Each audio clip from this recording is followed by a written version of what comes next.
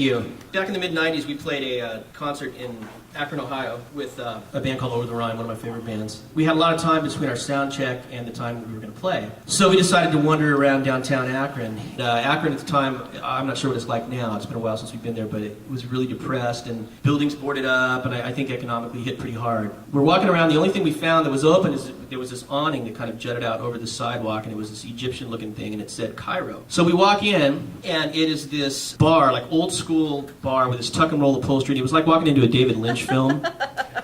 There was this cast of characters there. At the very end of the bar, sitting down was a little person, a little midget guy, dressed in a clown suit. He would go to the jukebox, and there was a jukebox you could play 2 songs for a dime, and it was all these old scratchy 78s. And he would go and put in a dime, and he'd play a song, and he'd sit down at the bar, and he would just kind of move his head and laugh and smile. And 2 things that I'm really scared of are midgets and clowns.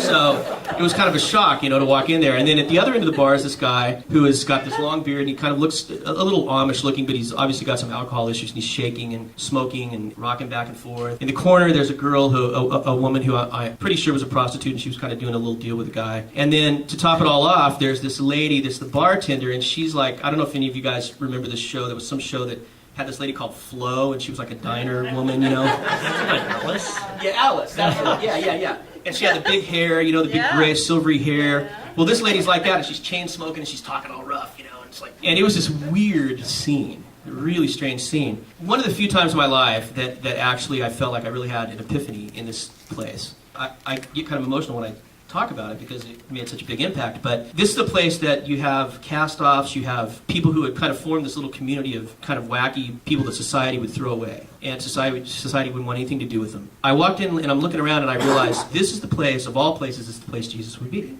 He'd be here. One thing that as I get more in my middle age, I want to show people a lot of mercy, because in return, I want them to show me mercy. I don't write many lyrics, but we got done with this and went back and played the show. And in the van, I think that night, I pretty much finished the lyric, but it's just this strange story of God's love and mercy, and how that He is there for all of us. This is not exclusive.